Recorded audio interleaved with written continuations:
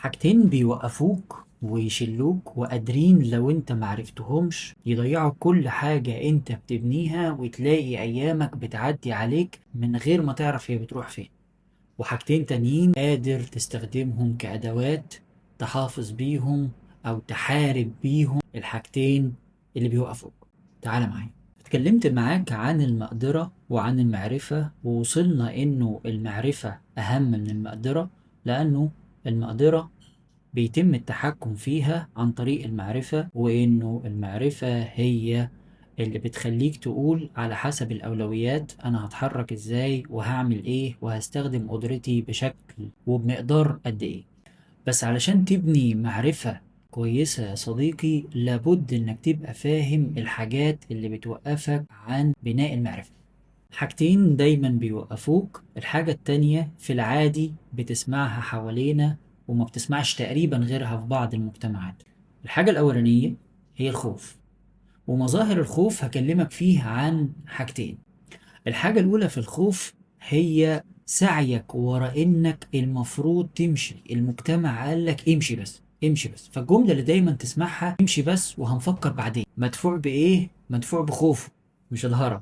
خوفه اللي هو جاي من مخاوفه الداخلية، فبيقول لك امشي بس. ليه بيقول لك كده؟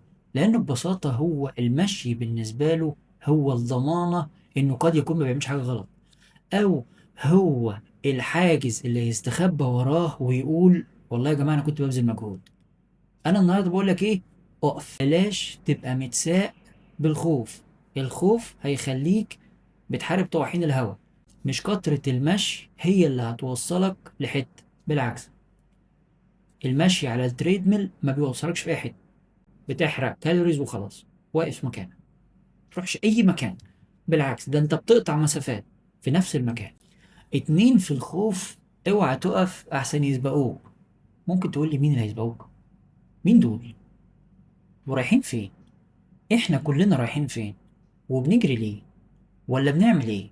ما تقف يا عم، ما تقف يا عم ونتكلم مع بعض. مين اللي هيسبقوك دول؟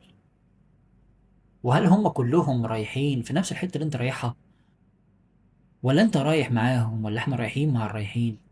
يا فندم لو عايز تخرج بره سباق القطيع اللي احنا موجودين فيه ده اقف. اقف ما تخرجش منه يا عم. مش عايزك لا تروح يمين ولا تروح شمال. اقف بس، اقف خلينا نتكلم مع بعض. رايح فين؟ تارجتك فين؟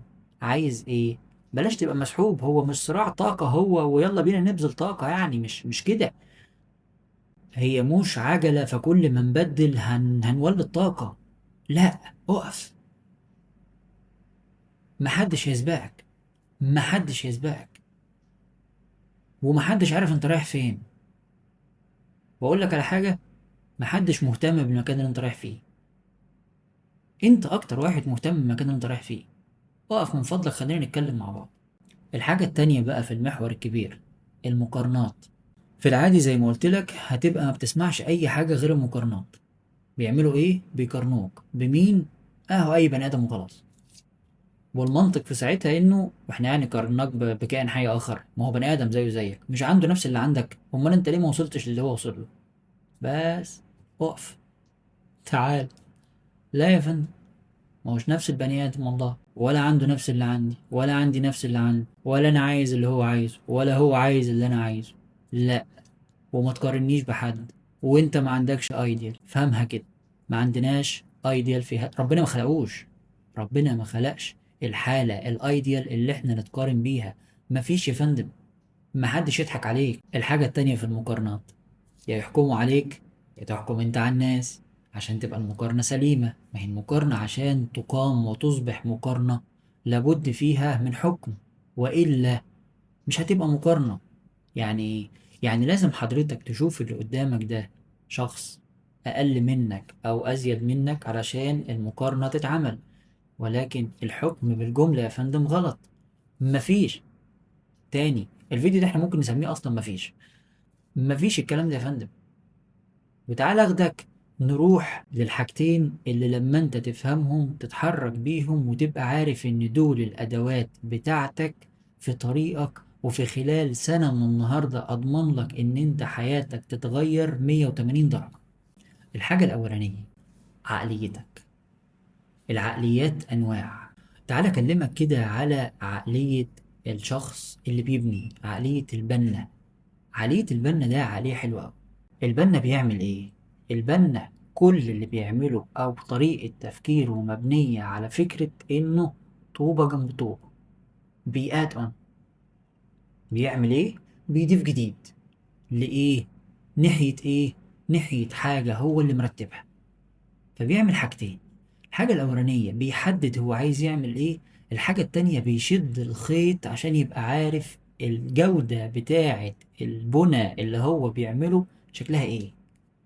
أنت كمان محتاج الحاجتين دول، محتاج تهدف، محتاج تستهدف. الحاجة التانية يبقى عندك طريقة بتقيس بيها الكواليتي بتاعة الحاجة اللي بتعملها، وما تبصش لحاجة تانية. لسه ما جاش الوقت اللي هنبص فيه وهنقيم وهنحكم وهنعمل كل اللي احنا عايزينه، بس لما تبقى عندك العقلية الكويسة اللي تقدر تتحرك بيها، وتبقى فاهم ان انت يوميا فعلا يوم ورا يوم بتبني جديد، يوم ورا يوم ما بيعديش عليك يوم الا وانت بتحط طوبة جديدة. الحاجة التانية: قوة الأيام. قوة الأيام دي قوة فظيعة انت لا تتخيلها. قوة الأيام دي هي اللي بتخلي البنا يوم ورا يوم يسلمك بعد سنة مبنى كامل، دور ورا دور، يمكن 10 أدوار، 5 أدوار، 7 أدوار، أيا كان عدد الأدوار. بس بعد سنة بيديلك بناء يمكن الاعتماد عليه. لو انت فهمت قوة الأيام، وقبل اليوم ما ينتهي وقفت وسألت عملت ايه النهاردة، وده بيوصلك بشكل ايه ناحية الهدف بتاعك، وبكرة هتعمل ايه، وتقسم يومك بشكل واضح، ده هو الضمانة الوحيدة انه في خلال سنة من النهاردة حياتك هتتغير 180 درجة. مش هطول عليك، الموضوع أنا عارف إنه تقيل، ممكن نتكلم فيه مرة واتنين وتلاتة بعد كده. شكرا ليك، أنا أمانو بسرور، بساعدك نبني مستقبل كويس.